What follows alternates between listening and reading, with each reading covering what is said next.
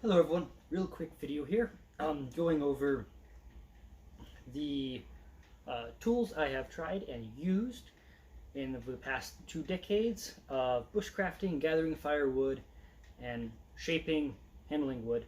But probably, what are the tools going for a walk in the woods, gonna go spend time out there bushcrafting, having fun, hiking, backpacking, camping. What tools work best, what are worth their weight, what I've chosen. And some of this is going to be things that I think aren't really good ideas to good options to what I think are the best options.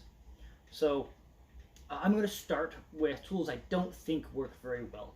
And the big number one is shovels. The idea that a shovel is an axe and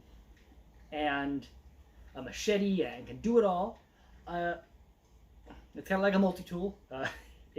It can do all those tasks, but not very well. And I find that the compromises are not worth it. This is a cold steel special forces type shovel. You see there's a few different manufacturers of them, but they're all basically the same format: short handle, straight handled, and a blade that's been sharpened around the edges. I don't think these actually make that great of shovels. I much prefer a D-handled shovel when I'm using a small shovel. It's just a lot more efficient to shovel with. And they make poor axes. I very much compare them to machete. They're about as good of an axe as a machete is, but a little bit worse in that the angles of the shovel tend to make things a little weird.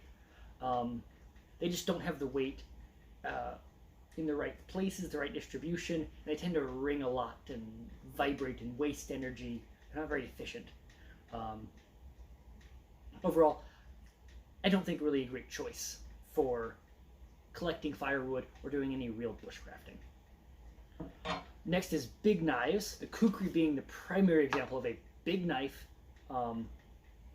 to use as a wood processing, wood gathering tool. They can work. This is a really nice one. This is made in Nepal by the Gurkha House. I really like these. Very good tool, very useful, very fun, but they don't really do the job of gathering wood and processing wood well. They're a good brush clearing, light brush clearing really, taking down small limbs, clearing paths. They do that well, but they don't really process wood well, in my experience. Next are machetes. These do a little better. I like this, the knife sized up. This is a cold steel again. This is their cutlass version, D-handled guard. I like that. This is I found to be a pretty good machete. I'll go over the things I do and don't like about it in a different video. But this is fairly representative of how machetes work. This is a thicker stocked machete than most machetes are, being 2.8 millimeters. Most are thinner than that. And so you get the vibration bending problem. So they don't really work with chopping through thick wood, trying to get firewood, trying to build a shelter out of actually any serious diameter pieces, and they're not really useful for bushcrafting. But they are good at doing what their job is, which is to clear brush. But saws. These are two good examples. This is a samurai and a silky saw. Both really good saws. I really like these, and I do use them. But I think saws have a realm where they're most efficient. Saws of this size are most efficient between 3 and 6 inches in diameter. I find that under that, an axe is going to be faster. Over that, an axe is also going to be faster, and you just aren't as efficient in your energy. These just don't have the length to clear the chips out of anything bigger than 6 inches effectively. Even then, you're really starting to struggle. And under 3 inches, really a few blows with a good bushcraft axe will take down that tree long before you get done with a saw. So they have their place. You also can't sharpen them in the field. I haven't found them to really be all that useful, and they really don't carve. They really don't bushcraft well. But they're good for getting firewood within that size range. Now, getting into axes and hatchets. Start with the outdoor axe. I believe it's called the outdoor axe by Grants Force Brooks. It is really a light hatchet. It's got a very light head, very small head, and a fairly normal hatchet-length handle. This is very lightweight. This is my wife's favorite choice for the outdoors. It does weigh more than a saw does, but it's not a huge amount more. This is about a pound in weight. So I find this to be a rather useful tool, but I find this one's a little small for me. This can't really do the bushcrafting I like to do, and it really doesn't work very well with two hands. It's very much a one-handed hatchet use. But it does split, and it can gather wood just fine. Another small option on the lightweight side is a tomahawk. I prefer, this is a cold steel one.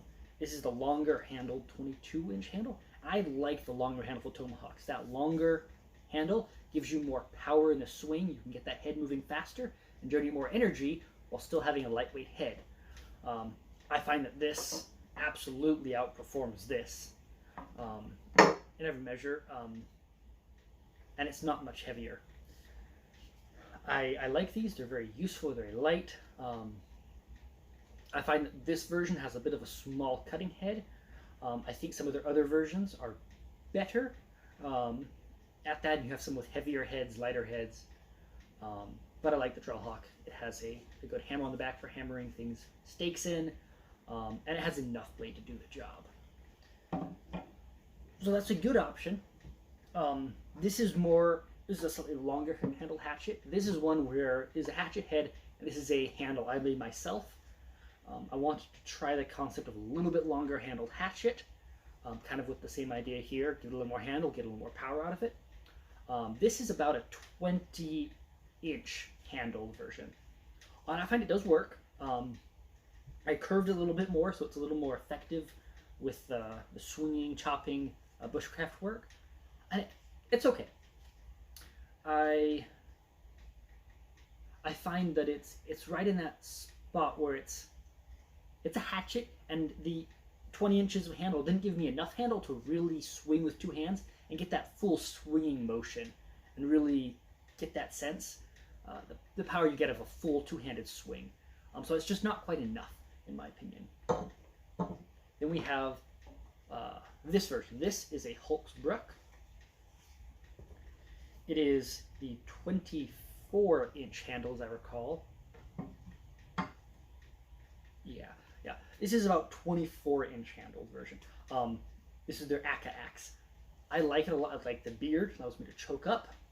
Fairly comfortable for doing some of that nice finer cut of work, but really I do that mostly with a knife. I like the shape of it, and it is just barely big enough to do a full two-hand swing and get the effect and the real power you can generate with a two-handed swing. I found that for foresting, if it doesn't give me a two-handed swing, I'm not being as efficient. I tend to waste energy. And being efficient out there for bushcrafting, I find is very important. You can get a two-handed swing with this tomahawk, but it just doesn't do as much because the head's too light to really chop well. And you can't really fell a tree with this. This you can. I have felled several trees with this axe. Not really big trees, but you could definitely do 8 to 10 inches, your maximum with this size of an axe, with reasonably well. So really about as big as you need for bushcrafting, this axe can do. I really like it. The next size up from this axe I don't have here with me. It's my boy's axe. That one, my younger brother loved it so much, I gave it to him, so he has it now. And I think a boy's axe is a good compromise too. I feel it's a little heavy for packing with, but it does give you the nice, this is a 1.5 pound head. The boy's axe are typically about 2 to 2.5 pound heads. And so they can really chop well. I find that's a very nice compromise axe. If you're intending to fell things, fell trees, and you don't want bring a full-size axe that's too heavy, too large, too bulky, a boy's axe is a pretty good compromise. But when you're also doing bushcrafting, this is a better size in my opinion. The boy's axe just isn't very useful one-handed, while this still is light enough to be useful. And then felling axes, full-size felling axe like this one. This is a full 35-inch handled felling axe, 4-pound head. This is, quite frankly, too much. You're not using this with one hand effectively at all for any sort of carving or bushcrafting tasks, but it will fell trees, and I really like this one. This one is a U.S. Army axe. The same original handle and head. I really like these. They do a great job of felling those big trees, but too big for bushcrafting. So that's my initial overview of bushcrafting tools. This is definitely my favorite, the Holtzbrook Aka axe. Something in this size range. Now, you don't need to buy the fanciest ones. There's a 1.5-pound head and 24-inch handle. Right in that range. I find that 22 still works well, so 22 to 24, maybe a little bigger, a little smaller, is right around where I find is best. Like I said, I found that 20 inches for me is too short, and 28 inches of a boy's axe was too long. So that's the size I like. Of course, those are expensive. And like I said, there's a variety of axes here, a variety of costs and prices of these tools. Some of these are more expensive, some of these far more affordable. These are both rather expensive axes. These really quite affordable and cheap. They all work. But overall, that's kind of my opinion on chopping wood and doing like bushcrafting tools. For me, the most useful tool is a forest axe, a small forest axe.